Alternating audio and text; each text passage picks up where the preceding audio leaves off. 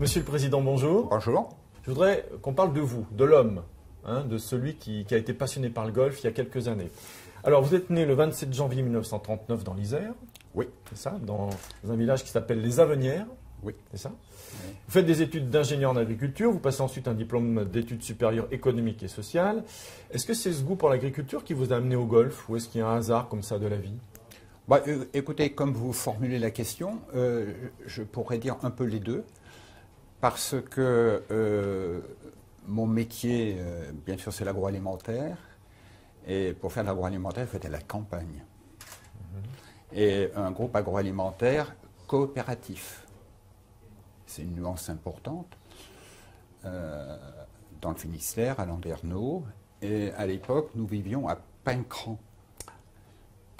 Capitale du foot. Du foot avec Paul Le Guen. Avec Paul Le Guen. La patate de Pincran. La patate de Pincran. La célèbre frappe de ce joueur. Oui, dont la maman était notre mère. Ah. Et une année, c'est en 75-16, on a vu des travaux. À côté de chez vous, des à côté de chez nous. Ah, mais à côté de la maison. Des bulles sur 200 hectares. Ils n'ont pas molli sur les surfaces. Et on ne savait pas pourquoi. Voilà. Ma femme me disait, mais ils sont en train de faire des travaux. Je dis, oh, ils font un village, ou ils font, enfin, je ne sais pas quoi. Mais à tel point que nos enfants, tout petits, allaient jouer dans les tas de sable qui étaient les bunkers. On ne savait pas. Futur bunker, oui. Je ne savais pas. Donc, ce n'est pas moi qui suis allé au golf, c'est le golf qui est venu à moi. Qu'est-ce qui vous a plu tout de suite dans ce jeu? Alors, comme j'avais un boulot, comme beaucoup en France, je crois, très prenant, c'était de me concentrer sur quelque chose qui me fasse oublier. Et puis, cette concentration pour faire oublier fait que on se prend non pas à oublier, mais à conquérir un jeu. Alors, comme beaucoup de golfeurs, vous avez un passé de sportif. Et vous, c'est dans le foot. Oui. Je viens vraiment de milieux ruraux. Et là vraiment, le seul sport pour les gamins, c'était le foot. Mm-hmm. Donc je me suis passionné pour le foot. Vous avez joué vous-même? Ah oui, beaucoup. Et à l'université, à l'école d'ingénieur à Angers, j'étais bien sûr capitaine de l'équipe. Déjà. Ouais, mais déjà capitaine. Capitaine de l'équipe, voilà. Donc, on a les gènes ou on les a pas. Vous êtes un peu le Didier Deschamps du golf, pour ça. Vous étiez déjà président avant de jouer. Ouais, c'était un peu ça, mais de toute façon, j'aimais déjà naturellement le jeu, le sport et diriger des équipes. Je crois que très fondamentalement, si on voulait tout le long de ma carrière, c'est pas que je veux, mais on me confie. C'est très drôle. Une légitimité naturelle. Oui. C'est ça? Toujours. À l'école, un peu partout. Ils m'ont toujours flanqué pour mon malheur parfois, parce que ça prend beaucoup de temps. Mais c'est comme ça. C'est pas que je souhaite, mais on me demande. Quel est votre meilleur souvenir de jeu, de partie, à vous? Ça va être drôle ce que je vais vous répondre, parce que j'ai fait quand même un certain nombre de programmes avec d'excellents grands joueurs internationaux. Et celui qui m'a le plus marqué, c'est la dernière fois que je l'ai fait à l'occasion de l'Alstom Open de France avec Ballesteros. Donc on a joué un programme ensemble, à l'époque où il était déjà malade. Donc il ne pouvait plus pivoter. Donc ses balles, une fois sur deux, étaient perdues. Étaient perdues. Oui. Et pour moi, c'est une telle image d'hommes, de sportifs, de locomotives du golf en Europe. On peut dire que Ballesteros était notre grande locomotive. J'ai adhéré à sa peine pendant 18 trous. Vraiment. Et c'était pour moi un grand moment humain. Parce qu'il n'a pas lâché, il ne jouait pas bien, mais quel homme. Voilà, le grand moment pour moi, c'était non pas le Ballesteros dans sa gloire, le Ballesteros dans la souffrance. Et c'était un grand moment. Monsieur Barbaret, votre bilan à présent, après 2 mandats à la tête de la fédération, donc 8 ans, 2005-2013. D'ailleurs, les élections, c'est fin mars, le 9 mars, dans quelques jours. Là, oui. D'ailleurs, la date limite de dépôt des listes... C'est fait. C'est fait, oui, 14. Fait. On en a combien de listes? Une. Une? Oui. Donc, il n'y aura pas débat. Oh, il y aura peut-être débat, mais interne. Interne. Est-ce que c'est pas gênant, je dirais, pour la démocratie, entre parenthèses, qu'il n'y ait qu'une seule liste? Alors, Si vous posez la question comme cela, on peut dire que si ça allait mal, il y aurait vraisemblablement au moins 2 listes. Donc s'il n'y en a qu'une, c'est que personne n'éprouve le besoin de changer fondamentalement les stratégies conduites.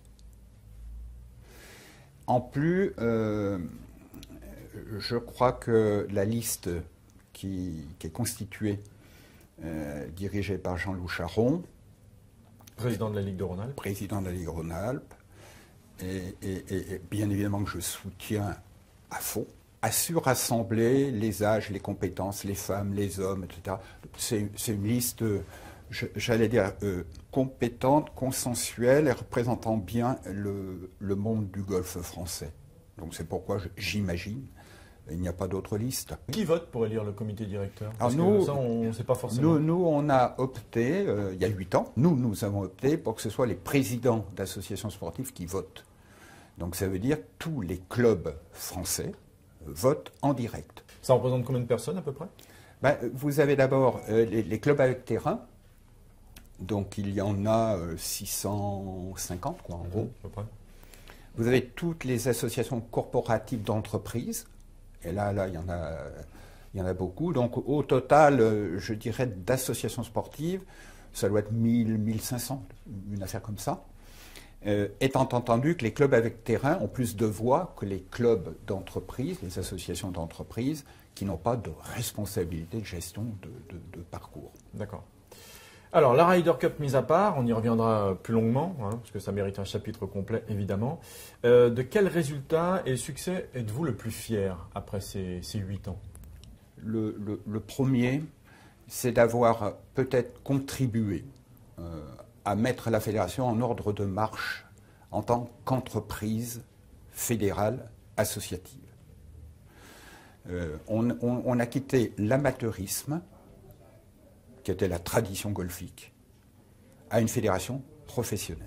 Donc on est passé de ce règne-là à une vie beaucoup plus pro, tant au niveau des élus que des cadres. Le deuxième point, peut-être, c'est d'avoir bâti une stratégie, c'est-à-dire on a une vue partagée sur les stratégies qu'on veut conduire. Donc c'est vrai dans le sport, on s'occupe du golf dès l'école de golf jusqu'au plus haut niveau. Pour le France, pour l'espoir. Voilà, y compris professionnel. On a toute la filière. Donc ça, c'est un choix stratégique. La troisième chose, c'est d'avoir rassemblé, voilà, ça c'est plus ma façon de faire, rassembler des acteurs très différents par leur personnalité, leurs origines. Notre monde golfique est très riche de ces diversités. C'est simplement pour dire qu'entre le golf associatif, qui a quand même créé le golf en France, le golf en France est né du golf associatif, et puis après les golfs commerciaux, et puis sont arrivées des structures concernées, que ce soit PGA, la Greffe, la DGF, enfin vous voyez, les directeurs, les greenkeepers, etc. C'est d'avoir malgré tout rassemblé tous ces gens-là avec une vision commune pour le développement du golf en France. Le point 4, mais ça c'est plus issu de ma vie et de ma formation. On ne peut pas gagner si vous ne motivez pas des équipes sur un objectif commun et partagé. Et ça, on a beaucoup travaillé là-dessus ici, avec Christophe Muniesa, le directeur exécutif, et je crois que ça, on a quasiment réussi. Le point 5, c'est dans le fonctionnement d'une activité associative, et ça, si vous voulez, comme j'ai vécu toujours dans le monde coopératif, en fait, j'ai vécu les relations élu permanent. Donc on a bâti un fonctionnement ici un peu original par rapport à beaucoup d'autres fédérations, en tous les cas. C'est que toutes les activités fédérales sont menées en duo. C'est-à-dire on a un élu, un permanent, dans toutes les grandes fonctions. Sport, développement, juridique, communication. Donc si vous voulez, je crois que ce management-là, pendant 8 ans, a évité des tensions internes. nous n'avons pas de tension interne. Puisqu'à chaque fois, à chaque pas, il y a les richesses communes d'un élu et d'un permanent. Étant entendu qu'à la fédération de golf, en tous les cas, nous sommes encore tous des bénévoles. On est complètement bénévoles. Est-ce que c'est bien ça encore, dans des grandes fédérations, quelles qu'elles soient, il y a encore des bénévoles? Puisque ça se professionnalise. Tout dépend, comment dirais-je, l'origine des bénévoles. Moi, j'ai dans les élus ici des bénévoles qui travaillent encore et qui sont très pros. L'avantage du bénévolat, ça nous donne une liberté de parole extraordinaire. Moi, je connais des présidents de fédés qui sont rémunérés. J'ai rien contre. Moi, en tous les cas, j'ai pris plaisir à être bénévole.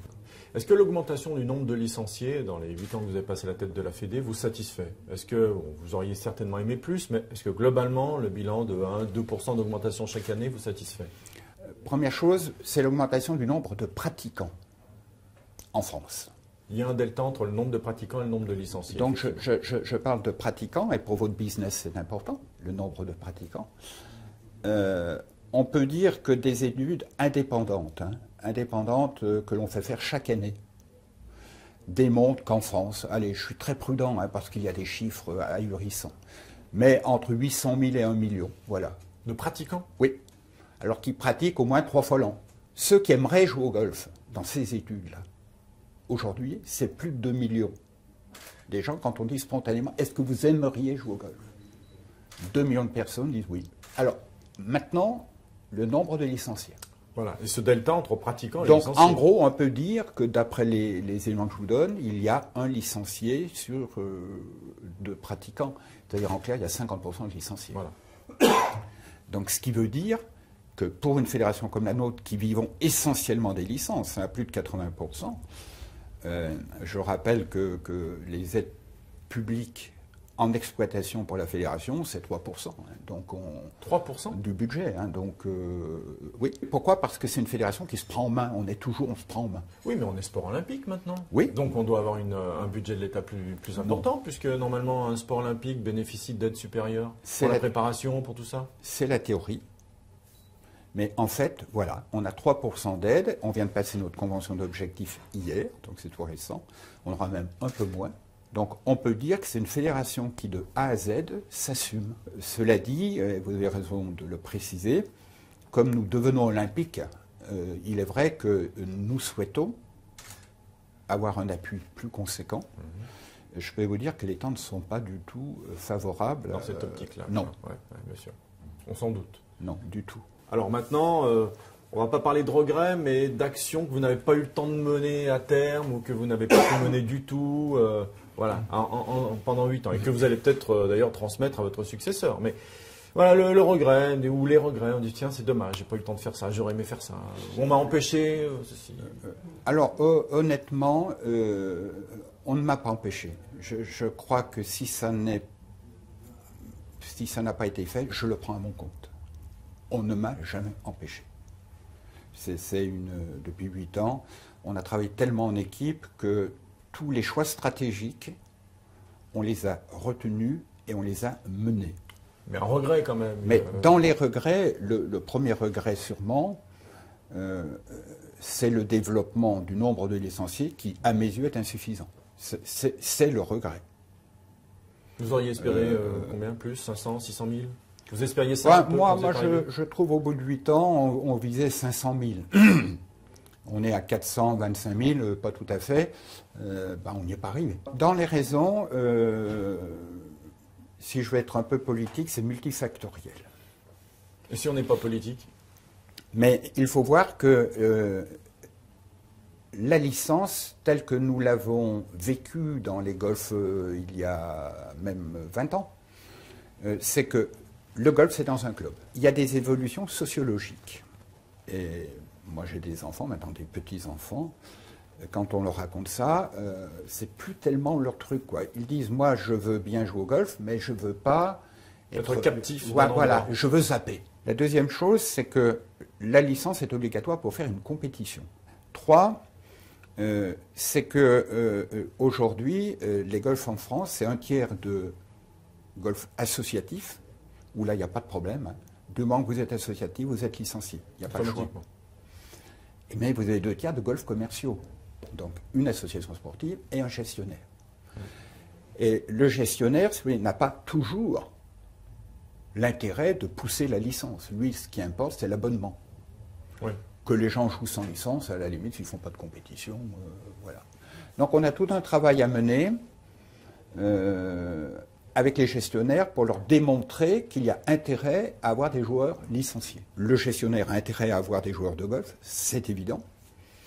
Et le rôle de l'association est fondamental. Le rôle de l'association, là, c'est elle qui anime, c'est elle qui met le ludique, c'est elle qui organise les compétitions, qui trouve les partenaires du dimanche, c'est le pot d'amitié.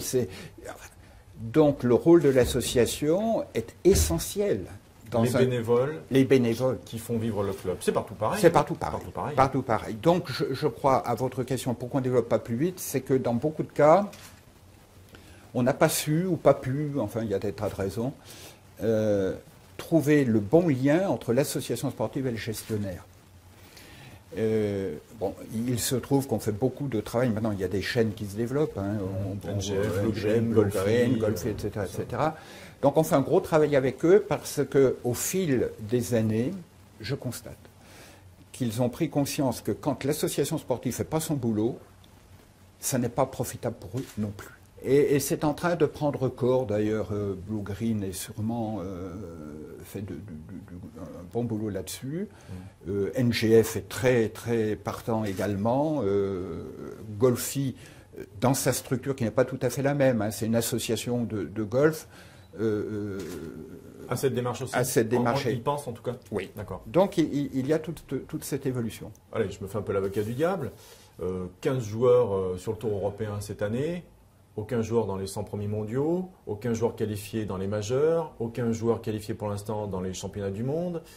C'est un bilan mitigé? Oui, alors si vous voulez, on peut prendre ça par l'autre bout. On dit, dans les objectifs d'il y a 8 ans, on veut un joueur au moins dans les 50 premiers mondiaux. Réponse, on n'a pas. On a une fille, Karine Hichet, 47e.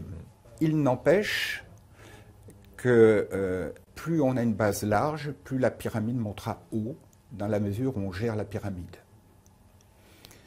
La base s'est élargie, on est arrivé à une pyramide haute, et il nous manque la tête de la pyramide. La dernière pierre. La dernière pierre. Et c'est là le plus délicat. Alors c'est vrai qu'on met en place des tas de choses, hein, dont nos champions amateurs, avec un double projet, c'est-à-dire sport, études. On a, je ne sais plus combien, maintenant 35 jeunes aux États-Unis dans les universités américaines, hein, qui mènent ce double projet et où ils se frottent au meilleur. Hein. Et je crois que notre rôle à nous, c'est de former ces champions en les durcissant, parce que la tradition du golf en France, c'était plutôt le confort. Hein. Alors, à l'inverse, Vattel Dubuisson n'ont pas été dans les écoles américaines, ils ont réussi tout de suite les cartes, ils ont été d'ailleurs confrontés au très haut niveau et au voyage grâce à la fédération, puisque vous les avez envoyés à l'étranger. En Italie, on a des générations spontanées de golfeurs, alors que la base est toute petite. On a la famille Molinari, Matteo Manassero, et pourtant la base est plus petite. Donc c'est aussi un contre-exemple. Vous savez, je vais vous citer un exemple de mon métier qui m'a toujours amusé. J'étais administrateur de l'INRA longtemps. Institut national de recherche agronomique. Dans la génétique, comme dans la sélection sportive, nous, notre rôle, c'est ça, c'est de mettre en place une grosse machine qui, normalement, va nous donner de très bonnes variétés ou des champions. Mais nous, à la fédération, on admet qu'on a un système, mais il faut admettre qu'à côté, il puisse y avoir un apport atypique, complètement atypique, ou d'une famille, ou d'un pro, d'un club, etc., qui va nous apporter ce champion, ou quelque chose qui nous améliorera. Et sachez que dans les équipes de France amateurs aujourd'hui, venant des pôles, on n'a pas plus de 60% dans des pôles, hein, les autres viennent d'ailleurs. Et je veux cette diversité. Je ne crois pas à la consanguinité totale, intellectuelle totale. Ce que j'aime bien, c'est les idées venues d'ailleurs, en permanence, se remettre en cause. Même si parfois, ça déplaît parce qu'on a une logique, on est cartésien. On est bien dans son confort, dans ses idées. Alors là, je peux dire non. On admet parfaitement ça. Monsieur le Président, pour encore quelques jours, hein, d'ailleurs on parlera de ce que vous allez faire après, mais pas tout de suite. Évoquons la Ryder Cup 2018 et les Jeux Olympiques de 2016. Alors, pour la Ryder Cup, je voudrais que vous nous montriez ça. Regardez, c'est magnifique. Qu'est-ce que c'est, ça? Alors ça, c'est l'accord qui nous a été donné par European Tour, qui gère le dossier Ryder Cup pour l'Europe, et qui m'a été remis à Wentworth en disant, Monsieur le Président de la Fédération française de golf, on vous attribue l'organisation de la Ryder Cup au golf national en 2018. Alors, voilà la preuve, c'est voilà la lettre. La lettre. Ça, vous partez avec, hein? Vous partez avec, vous ne la laissez pas là, vous la laissez sur le bureau, vous partez avec. Oui, parce que ça, à mon avis, ça fait partie d'une lettre fédérale. Hein. C'est le président qui a ça. Richard Hales. Oui. C'est signé. Alors, quelles sont les grandes étapes des 5 prochaines années pour être tout à fait au point, alors que ce soit pour le public, que ce soit pour le parcours? Il y a, chaque année, chaque mois, chaque semaine, il faut faire quelque chose quand on a la Ryder Cup. L'équipe Ryder Cup, elle est en place. Vraisemblablement, dans les toutes prochaines années, elle va s'étoffer, parce que plus on va s'approcher de la date 2018, plus les chantiers vont être importants. Il est prévu des partenaires privés.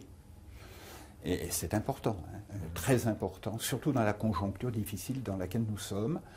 Et j'ai beaucoup de plaisir à dire que nous avons quasiment mobilisé tous les partenaires prévus. Et on a des partenaires de très très belles signatures, quoi. Qui sont on peut les citer dans l'ordre. On a bien sûr, on a Generali, on a Accor, on a BMW, on a Rolex, Lacoste qui vient également, j'en oublie, la Société Générale, Alstom, enfin, voilà, ce sont vraiment on a Bouygues, enfin voilà, de très belles signatures. Donc ça, c'est la base. À partir de là, comment monter l'événement? Comment prévoir l'événement? Alors là, ça touche tout un ensemble de secteurs. Premier secteur, le terrain. C'est grâce au Golf National qu'on a eu la Ryder Cup. Donc l'Albatros qui reçoit la Ryder Cup va être amélioré. On a un budget important prévu, d'ailleurs qui fait partie du budget Ryder Cup, je peux le dire parce que ce n'est pas secret, 6 millions d'euros pour le parcours.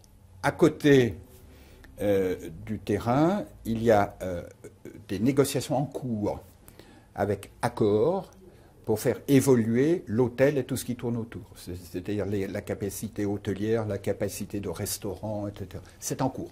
La Ryder Cup nous amène des investissements spécifiques Ryder Cup, mais ce sur quoi je veille, ce sont des investissements qui seront valables pour le golf national dans la durée.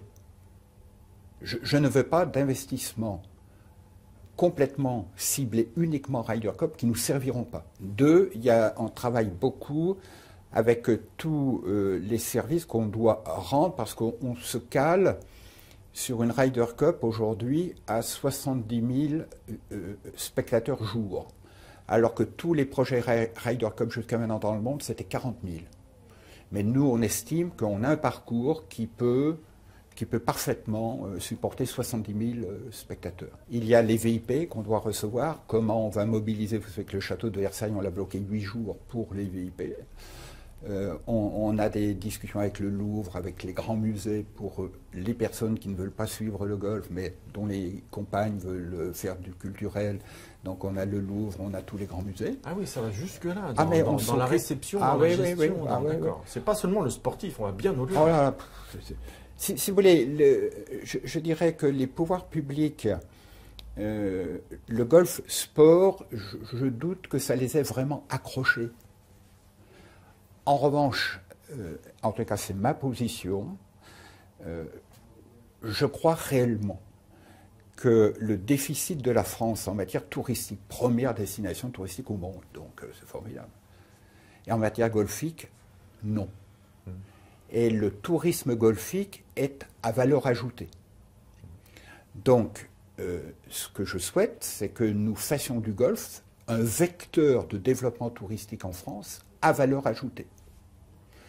Donc la Ryder Cup, pour moi, est le levier international qui doit servir au développement du tourisme golfique en France. Donc la Ryder Cup peut amener tout ça. On a déjà budgétisé à peu près combien de centaines de millions ça va générer comme argent pendant la semaine de la Ryder Cup. C'est marrant, il y a des chiffres qui ont été donnés en tous les cas par les Irlandais. Mais je n'ose pas les donner parce que je ne sais pas sur quoi ça repose. Disons qu'on peut situer ça vraiment par dizaines de millions d'euros. Moi, ma vision est infiniment plus large que la Ryder Cup, je suis désolé de le dire. C'est que logiquement, si on manœuvre bien, la vision du monde golfique sur la France golfique va évoluer à toute allure. On voit bien déjà au Golf National, jamais on a eu des demandes pour venir jouer le parcours de la Ryder Cup. Je crois que pour le pays, c'est une aventure mobilisatrice et économiquement très profitable. Alors, Monsieur Barbaret, on arrive au terme de cette interview. On a commencé en parlant de votre passé qui vous a amené au golf et votre futur. J'ai envie de vous chanter la chanson de Beko. Et maintenant, que vais-je faire de tout ce temps? Si vous voulez... vous chantez non, pas du tout. Non, c'est pas mon truc. Il y a deux choses. La première, c'est quand on arrête une activité, je l'ai déjà fait, hein, je suis quand même en retraite depuis un certain temps. Quand on arrête, il ne faut pas croire que vous êtes irremplaçable. Je crois que la grande connerie, c'est de dire après ça va être... Non, pas du tout. Il y a une équipe derrière, et c'est, je crois, une responsabilité d'un président, c'est de prévoir la suite. Elle est là, des gens de qualité, donc je n'ai aucun souci. Vous allez retourner vivre en Bretagne? Ah ben, je vis en Bretagne. Ah, vous vivez en Bretagne, d'accord. Ouais, sur le golfe de Saint-Briac, on a une maison là, on vit à l'année là. Et puis la deuxième chose, c'est que, ce que je peux simplement vous dire, je garderai quelques zones d'intérêt qui seront complémentaires à une vie de retraité totale. Vous savez à quoi je pense? On a l'Euro en 2016. Ça, c'est un projet compliqué d'en faire une réussite en France pour refaire les stades, tout ça. Ça vous plairait, vous qui êtes passionné de foot? Oui, mais le monde du foot étant ce qu'il est aujourd'hui, je préfère m'occuper du golf. Je crois qu'on restera sur cette belle parole. Passionné de sport, passionné de foot, passionné de golf. Ah oui, oui, monsieur le président, monsieur l'ex-président, monsieur Barbaret, merci. Merci beaucoup.